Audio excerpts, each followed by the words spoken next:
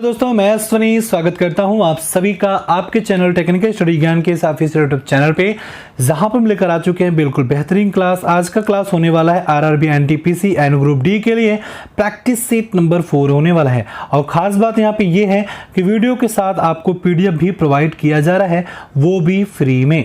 बिल्कुल यदि पीडीएफ आप चाहते हो डाउनलोड करना तो नीचे डिस्क्रिप्शन बॉक्स में आपके पास टेलीग्राम का और व्हाट्सएप ग्रुप का लिंक आपको दे दिया गया है। बिल्कुल वहां पे जाके जुड़ सकते हो और बेहतरीन क्लास का पीडीएफ प्राप्त कर सकते हो। साथ ही साथ मैं आपको बताना चाहूंगा कि ये जितने क्वेश्चन हैं सभी इंपॉर्टेंट हैं, क्योंकि ये टीसीएस पैटर्न पे आधारित क्वेश्चन है। बिल्कुल टीसीएस आपको पता है कि मल्टीपल एग्जामिनेशन वो कंडक्ट कराता है, तो वो किस प्रकार से न्यू पैटर्न पे एग्जामिनेशन लेने वाला है सभी को यहाँ पे कवर अप करने वाले हैं। तो पहली बार चैनल पे आए हो तो चले जाओ प्लेलिस्ट में, वहां पे मल्टीपल वीडियोज आ चुके हैं, उसको भी आप जरूर देखें। और साथ ही साथ यदि चैनल पे को सब्सक्राइब नहीं किए हो तो कर लो चैनल को सब्सक्राइब, क्योंकि हम आपके लिए ऐसे ही पावरफुल कंटेंट बनाते रहते हैं। तो ज्यादा समय लेते नहीं है, पहला क्वेश्चन आपके स्क्रीन पे आ चुका है आज के सेशन का। कह रहा है कि दिए हुए चित्र में से वह चित्र चुनिए जिससे निम्नलिखित अवयवों का समूह सही तरीके से चित्रित हो सके। ठीक है ना, दिया हुआ है घर, ईंट और पुल। साथ ही साथ यहाँ पे दिया हुआ है 4 ऑप्शन, इसमें से आपको बताना है कि कौन सा राइट आंसर यहाँ पे हो जाएगा। चलिए भाई फटाफट सभी लोग यहाँ पर बताएंगे इनमें से कौन सा राइट आंसर हो जाएगा। ठीक है, जितने लोग भी जुड़ते चले जाएंगे सभी लोग यहाँ पे कमेंट करेंगे। ठीक है, कहते हैं कि अपनी आंखों में एक सपना बसा लो और उस सपने को पूरा करने में अपनी जी जान लगा लो। इसी मोटिवेशन को अपने माइंड में रखें और बिल्कुल पूरी जितनी भी क्वेश्चन है यहाँ पे आज मैं लेकर आया आपको पूरा 30 क्वेश्चन, 30 में 30 एकदम राइट करने का कोशिश करिएगा। बिल्कुल सभी लोग यहाँ पे कमेंट करेंगे। चलिए बढ़ते हैं आगे राइट आंसर की तरफ। तो देखिए ध्यान से समझने की कोशिश करिएगा। देखिए यहाँ पे कॉमन क्या है, ईंट कॉमन है दोनों के लिए। क्यों भाई, देखिए ईंट से ही क्या बनता है, घर बनता है, और ईंट से ही क्या बनते हैं, पुल बनते हैं।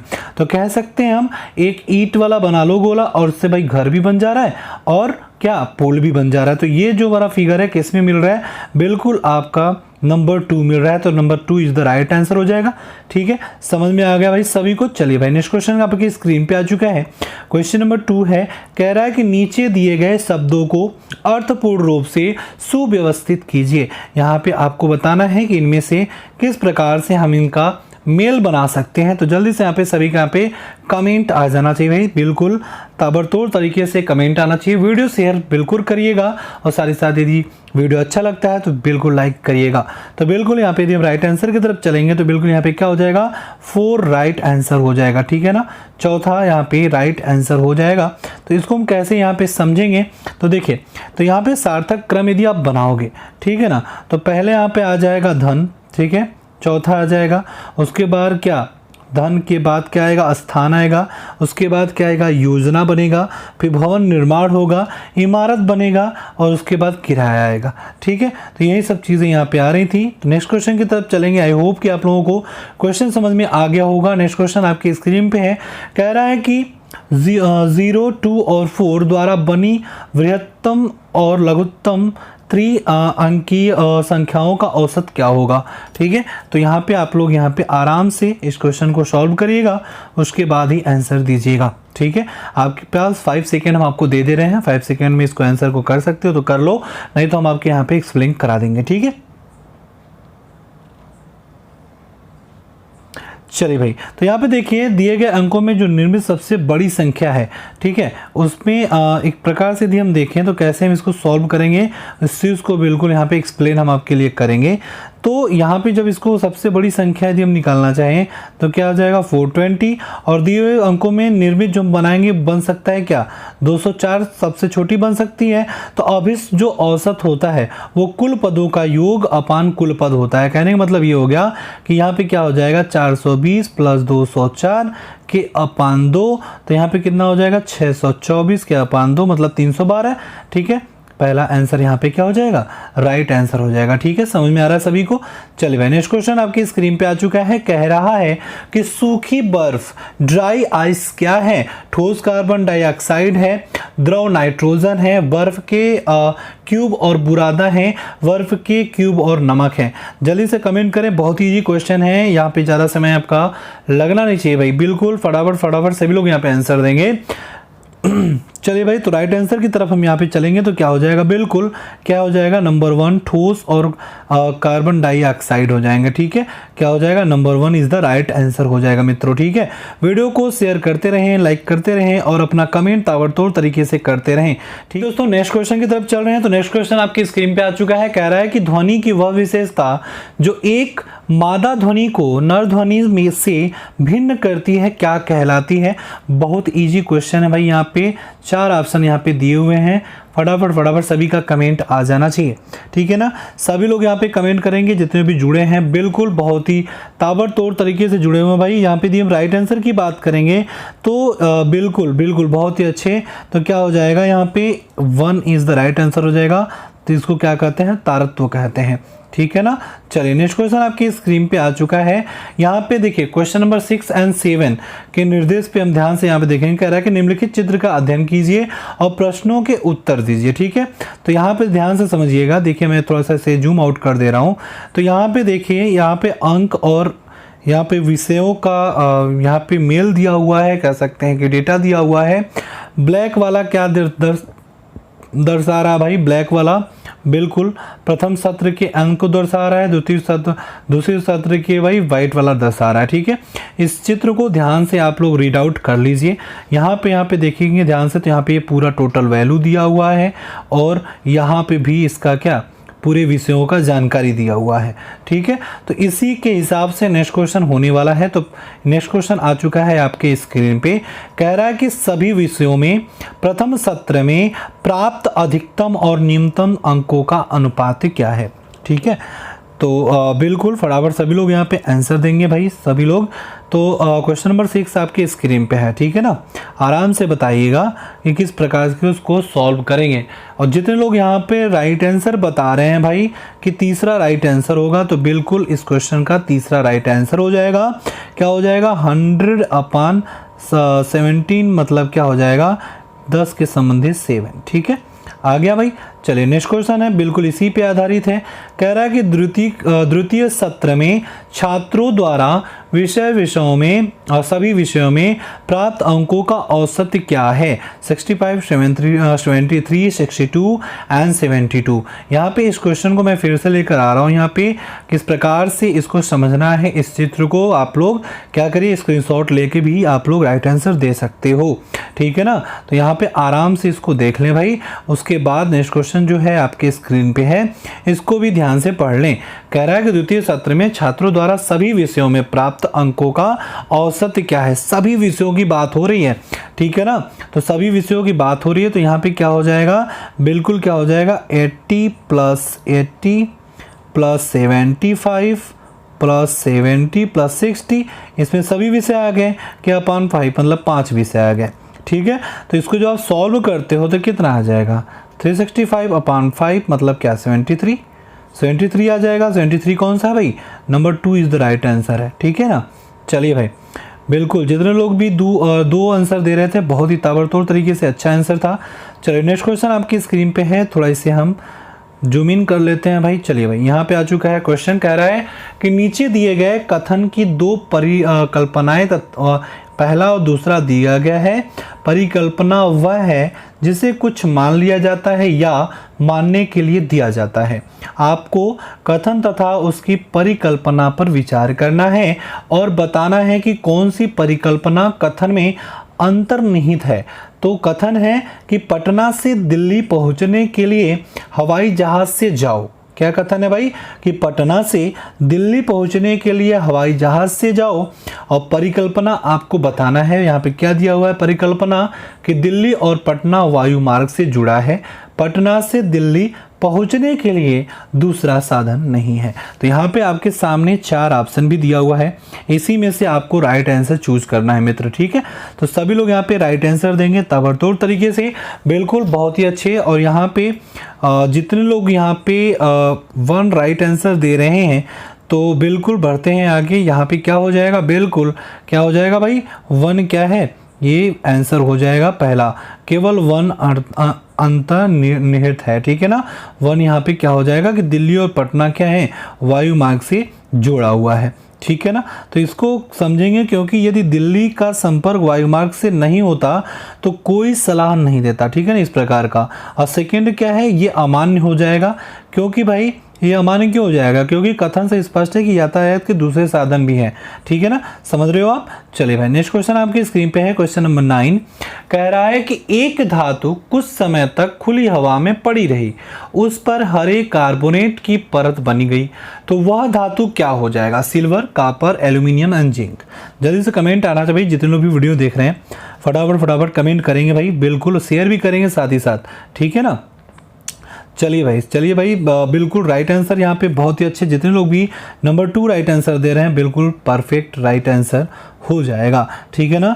कि कॉपर धातु को कुछ समय तक यदि खुली हवा में रखने पर क्या होता है, कॉपर कार्बोनेट की जो हरी परत में जम जाती है, ठीक है। यहाँ से इतना सारा एक्सप्लेनेशन आपके लिए था। नेक्स्ट क्वेश्चन आपकी स्क्रीन पे है, कह रहा है कि निम्न में से किसको भूरा कोयला कहा जाता है। 4 ऑप्शन आपके पास हैं, जल्दी से यहाँ पे बताएं कि राइट आंसर क्या हो जाएगा इनमें से, ठीक है। सभी लोग यहाँ पे कमेंट करेंगे भाई, बिल्कुल। तो यहाँ पे यदि हम राइट आंसर की तरफ चलेंगे तो यहाँ पे क्या हो जाएगा, number 4 is the right answer हो जाएगा, लिग्नाइट, ठीक है ना। क्या हो जाएगा, number 4 is the right answer. Next question आपकी स्क्रीन पे है, फटाफट लेके चलेंगे भाई। तो कह रहा है कि नीचे प्रश्न आकृति में चित्र अनुसार कागज को मोड़कर काटने और खोलने के बाद वह किस आकृति जैसा दिखाई देगा, ठीक है ना। तो यहाँ पे ध्यान से समझें, प्रश्न आकृतियाँ आपके सामने हैं, ठीक है। प्रश्न आकृति देखिए आपके पास है दिया हुआ, ठीक है। ये इनमें से आपको बताना है, इसको क्या करना है कि कटआउट करना है, किस प्रकार से आकृति दिखाई देगा आपको यहाँ पे आंसर बताना है। उत्तर यहाँ पे देखिए दिया हुआ है, उत्तर आपका 4 ऑप्शन यहाँ पे दिए हुए हैं, इनमें से आपको राइट आंसर बताना है, ठीक है। तो बिल्कुल सभी का यहाँ पे कमेंट आना चाहिए। चले मैं आपको 5 सेकेंड दे दे रहा हूँ, यहाँ पे 5 सेकेंड आपको मैं दे रहा हूँ, जल्दी आंसर दे देंगे भाई, ठीक है। फटाफट सभी का आंसर आना चाहिए। चलिए भाई, तो यहाँ पे बहुत ही अच्छे, जितने लोग भी राइट आंसर 1 बता रहे हैं बिल्कुल क्या हो जाएगा, राइट आंसर हो जाएगा, ठीक है ना। इस केस में यदि हम कागज़ को मोड़ कर काटने पर या खोलने के बाद उसको क्या मिलती है, पूर्ण आकृति मिल जाती है, ठीक है ना। तो number 1 is the right answer यहाँ पे हो जाएगा। नेक्स्ट क्वेश्चन आपकी स्क्रीन पे है, ध्यान से समझिएगा, बहुत ईजी क्वेश्चन है। कह रहा है कि यदि एक दर्पण को एम एन रेखा पर रखा जाए, क्या समझ रहे हैं आप, एम एन रेखा का मतलब समझ रहे हैं। देखिए इस क्वेश्चन को ध्यान से देखिए, यहाँ पे देखिए, यहाँ पे दिया हुआ है एम एन रेखा दिया हुआ है, ठीक है, इसी को पूछ रहा है यहाँ पे, ठीक है। तो कह रहा है कि यदि एक दर्पण को एम एन रेखा पर रखा जाए तो दी गई उत्तर आकृतियों में से कौन सी आकृति प्रश्न आकृति का सही प्रतिबिंब होगा, ठीक है। प्रश्न आकृति आपके सामने है, साथ ही साथ आंसर भी आपके सामने है। तो फटाफट यहाँ पे आंसर देंगे जितने लोग भी जुड़े हुए हैं भाई, ठीक है ना, सभी लोग यहाँ पे आंसर देंगे। चलिए भाई, तो राइट आंसर की तरफ हम चलेंगे। तो बिल्कुल यहाँ पे जितने लोग भी 1 राइट आंसर दे रहे हैं पर बिल्कुल 1 इज़ द राइट आंसर हो जाएगा, ये यहाँ पे निकल के आएगी आकृति, ठीक है। चलिए भाई, नेक्स्ट क्वेश्चन आपकी स्क्रीन पे है, क्वेश्चन नंबर 13 कह रहा है कि यदि n प्राकृतिक संख्या हो तो किस संख्या को n कोष्टक में n+1 कोष्टक में n+2 के रूप में लिखा जा सकता है। तो यहाँ पे आपके पास 4 ऑप्शन है, फटाक से सभी का आंसर आना चाहिए भाई, सभी का आंसर आना चाहिए। बहुत इजी है भाई, ठीक है, बहुत इजी है। देखिए चूँकि हम जानते हैं कि n का जो प्राकृतिक संख्या है तब n का जो मान है 1 रखने पे, ठीक है। तो यहाँ पे हम क्या कर रहे हैं, n का मान 1 रख देंगे। तो इसको जो आप सॉल्व करोगे तो कैसे सॉल्व करोगे भाई, देखिए n+1 और क्या है n+2 है, ठीक है। तो यहाँ पे n की वैल्यू कितनी रखनी है, 1 रखनी है। तो 1 × 1+1 n क्या है 1+2, ठीक है। जैसे सॉल्व कर लेते हो तो क्या निकल के आता है आपका आता है 1 × 2 × 3 मतलब क्या 6 आ जाएगा, ठीक है ना, 6 आ जाएगा। तो यहाँ पे क्या है 6 कौन सा है, number 4 is the right answer, ठीक है। समझ में आ गया भाई ना। चलिए नेक्स्ट क्वेश्चन आपकी स्क्रीन पे है, कह रहा है कि ट्राइटियम किसका समस्थानिक है। बहुत ईजी है, ज़्यादा समय लेने की यहाँ पे ज़रूरत नहीं पड़ेगी आप सभी को, ठीक है, और ज़्यादा एक्सप्लेनेशन की भी यहाँ पे नीड नहीं है, ठीक है। चलिए भाई, सभी लोग यहाँ पे आंसर देंगे जी, बिल्कुल। जितने लोग भी 2 आंसर दे रहे हैं, नंबर 2 बिल्कुल राइट आंसर हो जाएगा, हाइड्रोजन, ठीक है। चलिए भाई, नेक्स्ट क्वेश्चन आपकी स्क्रीन पे है। कह रहा है कि फोटोग्राफी की फिल्म बनाने के लिए सिल्वर के कौन से लवण का प्रयोग किया जाता है। ठीक है, 4 ऑप्शन आपकी स्क्रीन पे हैं। यहाँ पे चारों में से आपको क्या करना है, आपको राइट आंसर बताना है भाई। ठीक है ना, चारों ऑप्शन में से राइट आंसर आपको बताना है। चलिए भाई, कमेंट करके बताते रहें राइट आंसर। ठीक है ना, राइट आंसर बताएंगे जितने भी जुड़े हुए हैं सभी लोग यहाँ पे राइट आंसर बताएंगे। ठीक है, चलिए भाई, फटाफट सभी का आंसर आना चाहिए। तो देखिए यहाँ पे यदि जितने लोग भी यदि जुड़े हुए हैं, यदि 1 राइट आंसर दे रहे हैं तो बिल्कुल क्या हो जाएगा, बिल्कुल सिल्वर ब्रोमाइड। क्या हो जाएगा, सिल्वर ब्रोमाइड हो जाएगा। फोटोग्राफी की फिल्म बनाने के लिए सिल्वर ब्रोमाइड का प्रयोग किया जाता है क्योंकि यह हाइपोविलियन में विलेय होता है। किसमें भाई, हाइपोविलियन में क्या होता है, विलेय होता है। चलिए नेक्स्ट क्वेश्चन आपकी स्क्रीन पे है, बहुत ही प्यारा क्वेश्चन है, बहुत इजी क्वेश्चन है। कह रहा है कि 2/3, 3/5, 5/8 में सबसे बड़ी तथा छोटी संख्या में भिन्न का अंतर है। जल्दी से बताएं कितनी भिन्न का अंतर है। 4 ऑप्शन आपके स्क्रीन पे हैं, आपको यहाँ पे बताना है कि यहाँ पे कौन सा राइट आंसर हो जाएगा। ठीक है ना, चलिए भाई, आपके 5 सेकेंड हैं रिमेनिंग, तो जल्दी सभी लोग यहाँ पे आंसर दे दीजिए। सभी लोग यहाँ पे आंसर दे दीजिए भाई, फटाफट। देखिए कैसे करेंगे। देखिए यदि आपको भिन्न में निकालना है तो आपको क्या करना है, पहले जो भी संख्या यहाँ पे दिया हुआ है उसे क्या करिए, यहाँ पे सॉल्व कर लीजिए। ये जो संख्या दिया हुआ है इसको सॉल्व कर लीजिए तो क्या हो जाएगा, 2 के अपान क्या दिया हुआ है, 1 मिनट, 2 के अपान 3 दिया हुआ है, इसको हम लिख सकते हैं 0.66। ठीक है ना, 0.6 से लिख सकते हैं। 3/5 को क्या लिख सकते हैं, 0.6000। ठीक है, और 5/8 को क्या लिख सकते हैं भाई, इसको लिख सकते हैं 0.625। ठीक है ना, क्या लिख सकते हैं, 0.625। ठीक इसी प्रकार हम क्या करेंगे कि भिन्नों का आरोही क्रम में हम इसे सेट कर लेंगे। ठीक है, 3/5 कर लेंगे, is less than 5/8, is less than 2/3 हो जाएगा भाई। समझ में आ रहा है। तो सबसे छोटी जो भिन्न संख्या है वो कौन सी निकल के आ रही है, 3/5 निकल के आ रही है, 3/5। ठीक है ना, सबसे बड़ी संख्या कितनी है, 2/, कितना आ जा रहा है भाई, 2/3 आ रहा है। तो अवशिष्ट अंतर यदि हम यहाँ पे निकालना चाहें तो क्या हो जाएगा, 2/3 माइनस का 3/5। ठीक है, उसके बाद इसको सॉल्व करेंगे तो 10 - 9 के अपान कितना हो जाएगा भाई, 15 हो जाएगा। तो कहने का मतलब क्या हो जाएगा, 1/15 हो जाएगा। तो ठीक है, 1/15 हो जाएगा भाई। ठीक है ना, 1/15 हो जाएगा। तो यहाँ पे क्या हो जाएगा, number 1 is the right answer हो जाएगा आपका। ठीक है, समझ में आ गया भाई। चलिए नेक्स्ट क्वेश्चन आपकी स्क्रीन पे, बहुत इजी था, इतना एक्सप्लेन हमें करने की आई थिंक नीड तो नहीं पड़ती, बट कोई नहीं, मैंने आपको समझा दिया। नेक्स्ट क्वेश्चन है, कह रहा है कि सुमन एक कार्य को 3 दिन में करती है और सुमित उसे 2 दिन में कर सकता है।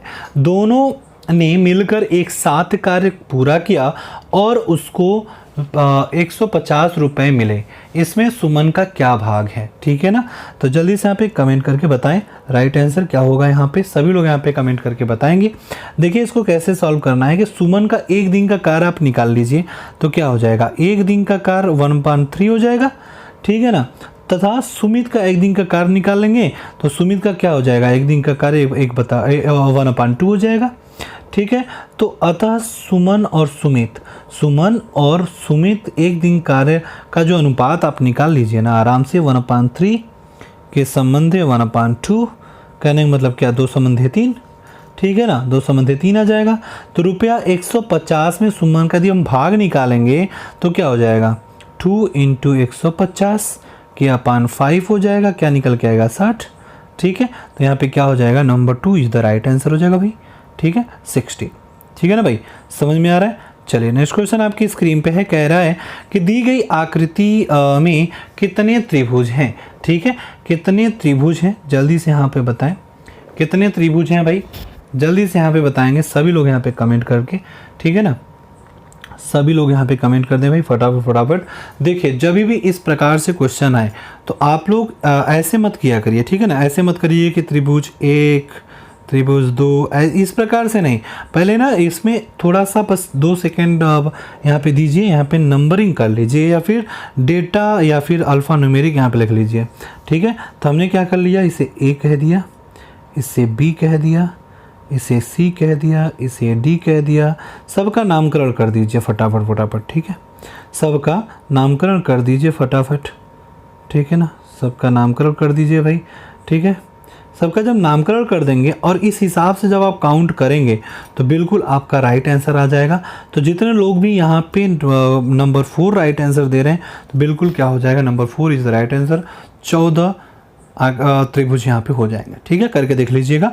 नेक्स्ट क्वेश्चन आपकी स्क्रीन पे आ चुका है, कह रहा है कि युग्मन और प्रतिकर्षण किसकी 2 अवस्थाएं हैं? विनिमय की, संलग्नता की, व्यतासिका की, मतलब जिसको कहते हैं क्याज्मा, और उत्परिवर्तन का, ठीक है। फटाफट सभी लोग यहाँ पे आंसर देंगे। तो यहाँ पे जितने लोग भी 4 आंसर दे रहे हैं राइट आंसर हो जाएगा भाई, 4 इज द राइट आंसर हो जाएगा, ठीक है।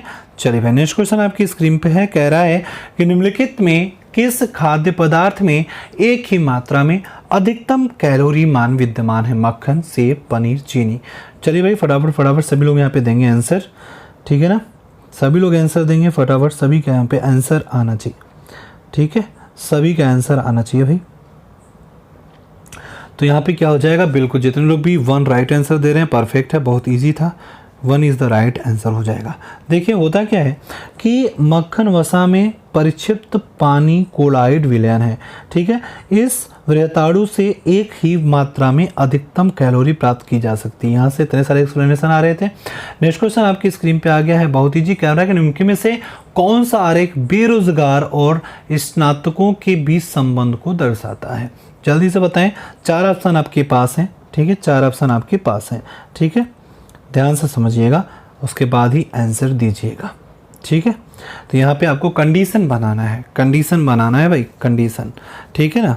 तो कह रहा है कि इनमें से कौन सा आरेख बेरोजगार और स्नातकों के बीच में, देखिए जो बंदा स्नातक होगा तो हो सकता है कुछ बंदा उसमें से बेरोजगार हो, ठीक है। तो कहने मतलब A is the right answer हो जाएगा।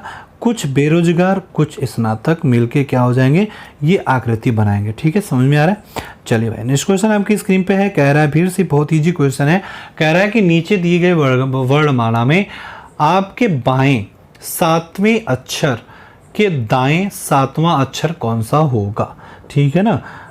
तो फटाफट यहाँ पे आंसर दीजिएगा, ध्यान से पढ़िएगा इस पूरे क्वेश्चन को।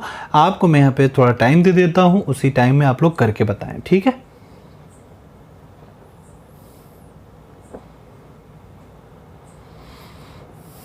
चलिए भाई ज़्यादा समय मत लीजिए। तो यहाँ पे जितने लोग भी बता रहे हैं नंबर 2, तो बिल्कुल यहाँ पे क्या हो जाएगा, राइट आंसर हो जाएगा नंबर 2, ठीक है ना।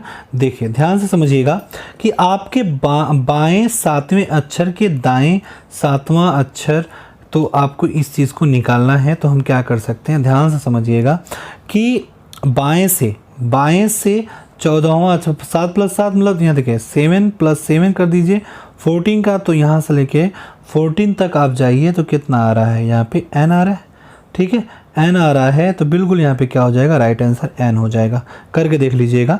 नेक्स्ट क्वेश्चन आपकी स्क्रीन पे है, क्वेश्चन नंबर 23, कह रहा है कि रेलगाड़ी 45 किलोमीटर प्रति घंटा की गति से चल रही है, 4/5 किलोमीटर की दूरी वह कितने समय में तय करेगी? बहुत इजी क्वेश्चन है भाई, फटाफट सभी का आंसर आ जाना चाहिए, ठीक है ना। चलिए 5 सेकेंड आपके पास है, करके बताइए।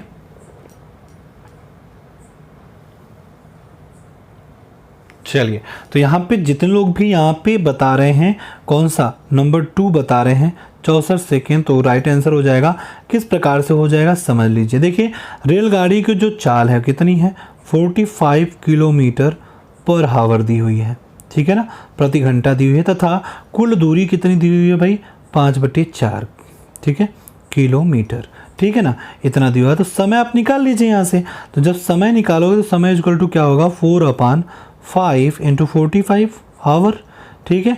जब इसको आप सॉल्व कर लोगे तो यहाँ पे क्या हो जाएगा, बिल्कुल आप आसानी से क्या कर सकते हो, 4 × 60 क्या 5 × 45 सेकेंड में आ जाएगा, ठीक है, सेकेंड में निकाल लिया भाई हमने। तो यहाँ पे कितना आ जाएगा, 64 सेकेंड। इसको सॉल्व कर लेंगे आप तो 64 सेकेंड आएगा यहाँ पे राइट आंसर, ठीक है। चलिए भाई बिल्कुल ताबड़तोड़ तरीके से आप लोग कमेंट कर रहे हो, बिल्कुल ऐसे ही तैयारी करते रहें सभी लोग। नेक्स्ट क्वेश्चन है कि हरित ग्रंथियाँ किससे संबंधित हैं, जनन से, उत्सर्जन से, और श्वसन से, पाचन से। चलिए भाई सभी लोग यहाँ पे आंसर दीजिए, सभी लोग आंसर दीजिए फटाफट। तो देखिए क्या होता है कि जो हरित ग्रंथियाँ होती हैं जंतुओं में उत्सर्जन से संबंधित होती हैं, ठीक है। और हरित ग्रंथियाँ एक जोड़ी की संख्या में आर्थ्रोपोड के कुछ अन्य जलीय जीवों में मेल्पिडियन नलिकाएं तथा कास्कल ग्रंथि के साथ मुख्य उत्सर्जी अंग एवं कीट वर्ग के स्पर्श सूत्र के पास खुलती हैं, ठीक है। तो इतना सारा एक्सप्लेनेशन आ रहा था और यहाँ पे क्या हो गया, राइट आंसर आपका हो गया भाई number 2 is the right answer हो गया, ठीक है। Number 2 is the right answer हो गया, ठीक है। चलिए नेक्स्ट क्वेश्चन आपकी स्क्रीन पे है, कह रहा है कि 91वें ऑस्कर पुरस्कार के लिए किस भारतीय फिल्म को शॉर्ट लिस्ट किया गया है। Newton, village, rockstars, period end of an sentence, next है पिंक, ठीक है। सभी लोग यहाँ पे आंसर देंगे, फटाफट सभी के यहाँ पे आंसर आ जाने भी है। और जितने लोग यहाँ पे नंबर 2 राइट आंसर दे रहे हैं परफेक्ट हो जाएगा, यहाँ पे 2 इज़ द राइट आंसर हो जाएगा, ठीक है ना। क्या हो जाएगा, 2 इज़ द राइट आंसर हो जाएगा, ठीक है। चलिए नेक्स्ट क्वेश्चन आपके स्क्रीन पे फिर से रेलगाड़ी से आ चुका है। कह रहा है कि 150 मीटर लंबी एक रेलगाड़ी 36 किलोमीटर घंटा की चाल से चल रही है, तो रेलवे लाइन के समीप खड़े एक व्यक्ति को पार करने में इससे निम्नलिखित में से क्या समय लगेगा। 10 सेकंड लगेगा, 11 सेकंड लगेगा, 12 सेकंड लगेगा, 15 सेकंड लगेगा। बिल्कुल आसानी से कर सकते हो। देखिए इसको करना कैसे है, तो रेलगाड़ी की जो चाल है कितनी है भाई, रेलगाड़ी की जो चाल है ध्यान से समझिए कितनी दी हुई है, वो 36 किलोमीटर प्रति घंटा दी हुई है, ठीक है। तो यहाँ पे यदि हम इसको मीटर पर सेकेंड में निकालना चाहें तो कैसे हो जाएगा, 36 × 5/18 हो जाएगा, ठीक है भाई। जब हम इसे मीटर प्रति सेकेंड में निकालते हैं तो 5/18 से तो गुणा करते हैं ना भाई, तो यहाँ पे क्या निकल के आएगा, 10 मीटर प्रति सेकेंड, 10 मीटर प्रति सेकंड निकल के आएगा, ठीक है। अब यदि हम क्या करें, व्यक्ति को पार करने में लगा समय निकाल लें तो कितना हो जाएगा, 150 लंबाई हो जाएगी और कितना वहाँ पे मीटर पर सेकंड लग गया, उसको यहाँ पे कर लीजिए, आपका क्या आ जाएगा, 15 सेकंड आ जाएगा ना भाई। 15 सेकंड मतलब 4 इज़ द राइट आंसर हो जाएगा, ठीक है। चलिए भाई नेक्स्ट क्वेश्चन आपकी स्क्रीन पे है, बहुत ईजी क्वेश्चन आ चुका है। देखते हैं कितने लोग यहाँ पे इसको राइट आंसर बताते हैं, ठीक है। तो सभी लोग यहाँ पे राइट आंसर बताएंगे भाई, बिल्कुल ध्यान से समझिएगा, क्वेश्चन को ध्यान से देखेंगे तभी कर पाएंगे भाई। बहुत इजी क्वेश्चन है, बहुत हार्ड क्वेश्चन नहीं है, बिल्कुल इजी क्वेश्चन है, इसको आपको सॉल्व करना है। फटाफट बताइए क्या होगा यहाँ पे राइट आंसर, ठीक है। तो जितने लोग इस क्वेश्चन का राइट आंसर 1 दे रहे हैं, बिल्कुल परफेक्ट आंसर बता रहे हैं, ठीक है ना, बहुत ही परफेक्ट आंसर, ठीक है। अरे करना क्या है, पहले इसे आप सॉल्व कर लो, ठीक है, पहले इसे सॉल्व कर लोगे, ठीक है, जो आएगा उसके बाद उसको सॉल्व कर लोगे, आराम से आ जाएगा ना भाई, ठीक है ना। कैसे करोगे, देखो कैसे करना है, क्या हो जाएगा 1 + 2 के अपान 1 प्लस क्या हो जाएगा 15/9 लिख सकते हैं ना, ठीक है, 15/9। तो यहाँ पे क्या हो जाएगा 1 + 2 के अपान 24/9। अब इसको सॉल्व कर लेंगे, कितना आ जाएगा 7/4 आ जाएगा, ठीक है। नेक्स्ट क्वेश्चन आपकी स्क्रीन पे आ गया है, कह रहा है कि सभी कुत्ते गधे हैं, सभी गधे बैल हैं, तब निम्न में से कौन सा निष्कर्ष सही है, ठीक है। कुछ कुत्ते गधे हैं, कुछ गधे बैल हैं, सभी कुत्ते और गधे बैल हैं, उपरोक्त सभी, ठीक है। सभी लोग यहाँ पे फटाफट सभी लोग यहाँ पे आंसर दीजिएगा, क्या यहाँ पे राइट आंसर हो जाएगा, ठीक है ना। बिल्कुल फटाफट बोलिएगा भाई। कह रहा है कि सभी कुत्ते गधे हैं, सभी गधे बैल हैं, तब निम्न में से कौन सा निष्कर्ष होगा, ठीक है ना। फटाक से यहाँ पे राइट आंसर आना चाहिए। जितने लोग भी क्वेश्चन नंबर 4 दे रहे हैं ना, बिल्कुल राइट आंसर हो जाएगा, ठीक है ना। क्या हो जाएगा 4 इज़ द राइट आंसर, ठीक है, इजी था। नेक्स्ट क्वेश्चन आपके सामने है, कह रहा है कि किस राज्य सरकार द्वारा कृषि आशीर्वाद योजना लॉन्च की गई है। बिहार, पंजाब, मध्य प्रदेश, झारखंड, ठीक है। जल्दी से बताएं भाई क्या हो जाएगा यहाँ पे राइट आंसर। जितने लोग भी नंबर 4 बोल रहे हैं, बिल्कुल राइट आंसर हो जाएगा झारखंड, ठीक है। Number 4 is the right answer हो जाएगा। तो झारखंड के मुख्यमंत्री रघुवर दास द्वारा 1 जनवरी 2019 को कृषि आशीर्वाद योजना को शुरू किया गया था। इस योजना के तहत किसानों की खरीफ फसल के लिए 5,000 प्रति एकड़ दिए गए थे, ठीक है, ऐलान किया गया था। नेक्स्ट क्वेश्चन आपकी स्क्रीन पे आ गया है, कह रहे हैं कि जनवरी 2019 में वैश्विक विमानन शिखर सम्मेलन का आयोजन किस शहर में किया गया। ठीक है, दिल्ली में, मुंबई में, बड़ोदरा में और बेंगलोर में। ठीक है, जल्दी से यहाँ पे आंसर दे दीजिए भाई, जितने लोग भी जुड़े हुए हैं बिल्कुल फटाफट सभी का आंसर आना चाहिए। तो बिल्कुल इजी क्वेश्चन है, ज़्यादा यहाँ पे कुछ सोचने की जरूरत नहीं है। तो जितने लोग यहाँ पे राइट आंसर दे रहे हैं नंबर 2 बिल्कुल राइट आंसर हो जाएगा। 2 is the right answer Mumbai में। ठीक है, समझ में आ रहा है सभी को? ठीक है, समझ में आ रहा है ना भाई? चलिए भाई, बहुत ही अच्छी बात। तो आई होप कि आप लोगों को वीडियो अच्छी लगी होगी, तो ज़्यादा से ज़्यादा शेयर करें। पहली बार चैनल पे हैं तो प्लीज़ कर लो चैनल को सब्सक्राइब, क्योंकि हम आपके लिए ऐसे पावरफुल कंटेंट बनाते रहते हैं।